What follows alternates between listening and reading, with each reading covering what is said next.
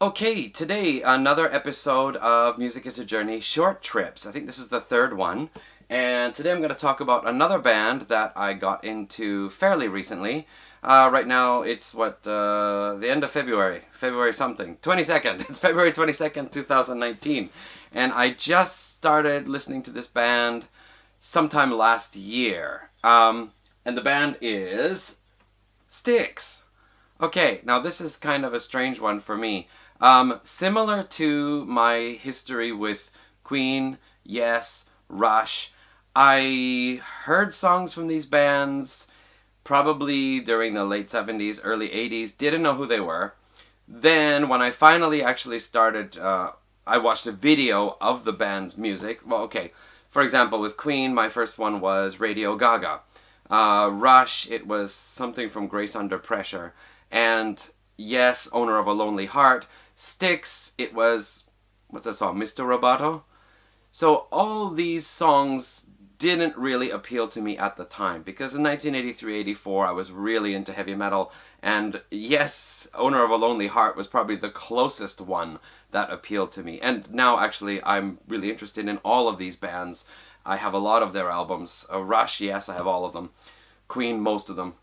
Anyway, Styx. So Styx were an American band, I think out of Chicago, and they first started releasing albums in the early 70s, starting out more as organ and guitar, hard rock, heavy rock band, but from the beginning already trying to add some more complexities into their music. And as their music style progressed during the 70s and there were some changes in the lineup, they started to become more progressive. And they reached a point somewhere around in the latter half of the 70s where they had this very nice balance between hard rock and melodic, almost pop rock, mixed together with more progressive tendencies, like longer songs that were going through different movements or divided into parts, or kind of rough conceptual themes. Basically the things that you would expect from a progressive band. However, as I think we mentioned in one of the videos about Stephen Lamb's book, Citizens of Hope and Glory, The Story of Progressive Rock, the progressive rock scene in the UK was a lot about going for the classical approach to composing music, whereas Americans were quite content to mix blues-based rock and more mainstream hard rock, mainstream melodic rock with the progressive approach of the British band. So what was a progressive rock band in the United States was often different from the UK, unless it was a progressive rock band that really tried to follow the styles of the UK.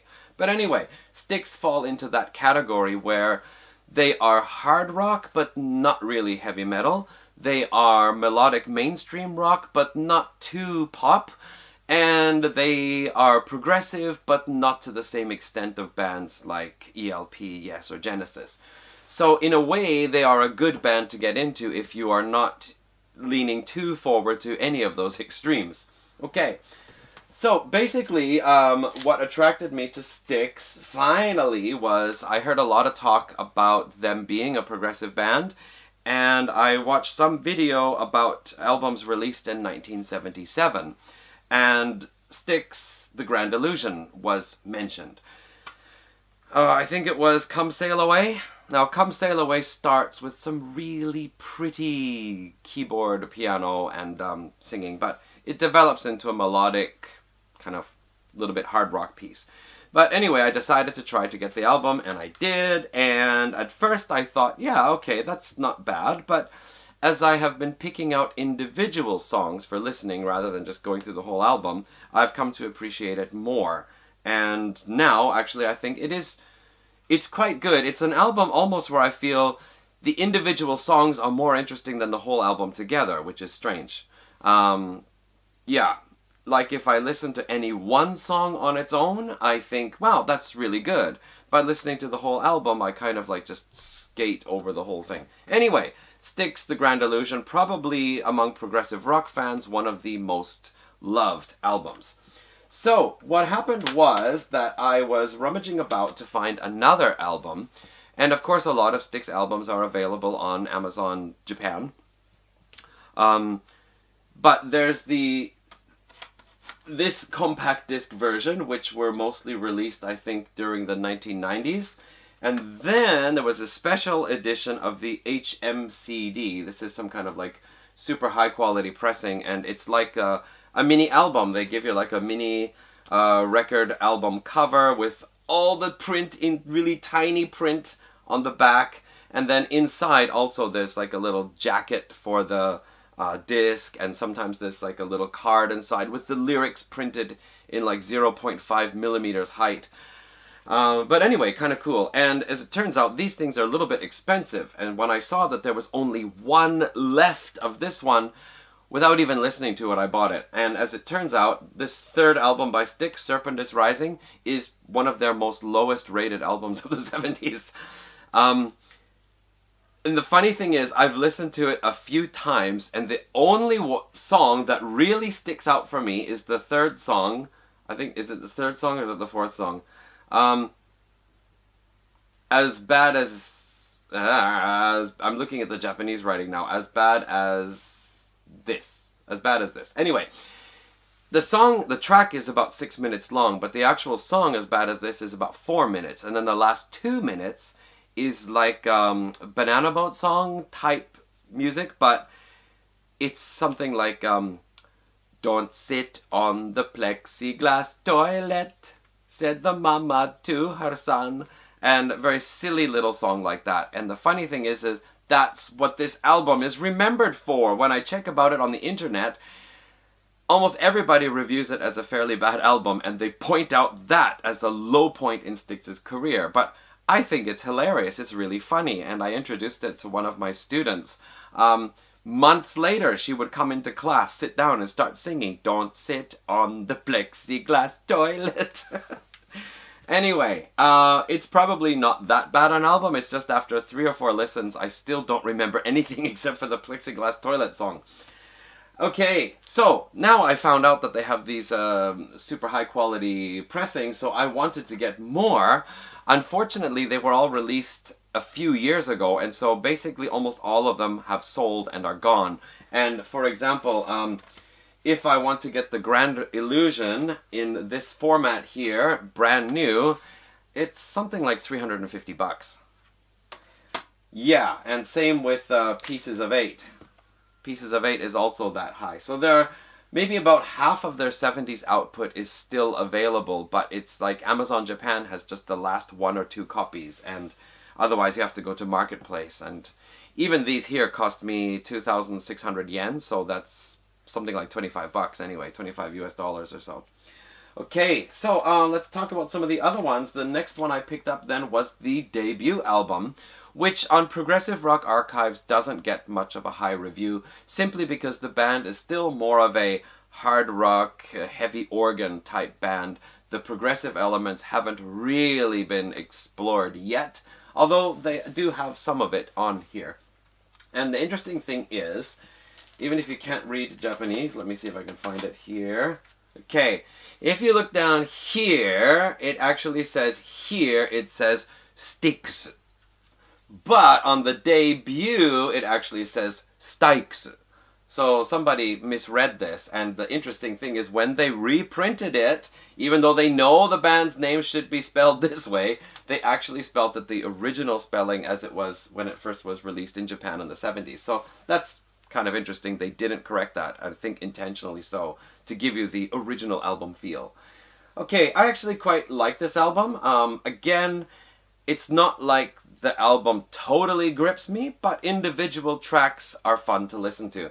And one interesting one here, okay, I'm looking at it all in Japanese again here, which I can read if I take time, but the very opening track, Movement for the Common Man, yeah, there is a spoken part in the middle. It's like the band is interviewing people on the street, and one of the comments one person makes is, kids these days, they just have too much money. They don't appreciate having to work for something. They just have anything they want, and they have whatever money they want.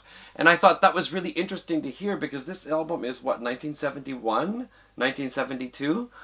And somebody's making that comment then? It's like, that's what people might have said these days. So, that's kind of cool. Anyway, debut album. I rather like it. I don't love it, but I'd say 3.5 stars out of 5. Okay, the second album is actually really hard to get.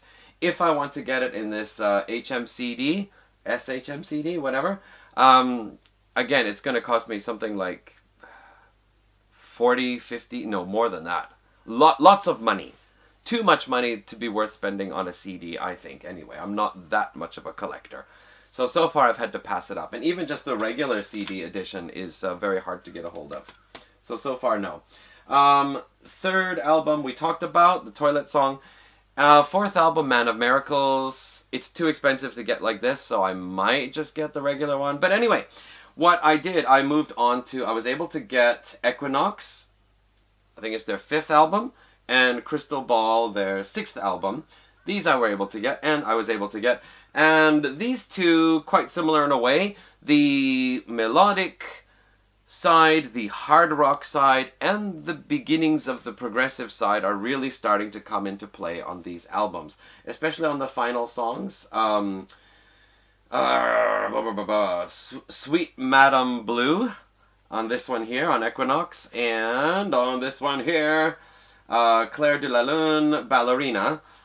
These are songs that also have this kind of like a dramatic intro or slow intro, as the case may be, building up to something and then changing to something else and then having a big finale. So definitely shows the band working more towards creating not just a rock song. Okay, we talked about the 7th album already, The Grand Illusion. And the last one I got is Pieces of 8. And I think this is basically where I'm going to stop. The next album, Cornerstone, I actually could get it on the HMCD pressing, but I heard it's not so good. And the one after that, it's starting to move in the direction of Styx that doesn't really grab me. So, what is it called? Something about a parade. Anyway. So the last one I think I'm getting here is Pieces of 8. And this one here still continues with this combination of kind of mainstream melodies with some of the more harder rock side and this more developed progressive side. So I like this one too. Now the interesting thing is, as I said, with any of these albums I can pick out a song. Let's listen to this song here and I think that's really good. Yeah. Let's try this one here. That's really good. But when I listen to the whole album all the way through, I kind of just coast over it and only pick up on a few things. So I'm not as wild about Styx as I was about Rush, yes, and now Queen. But still, I'd say it's interesting because look, I already went out and I bought 7 albums, right? And I'm still considering if I can get a hold of Styx 2 for a reasonable price, I will.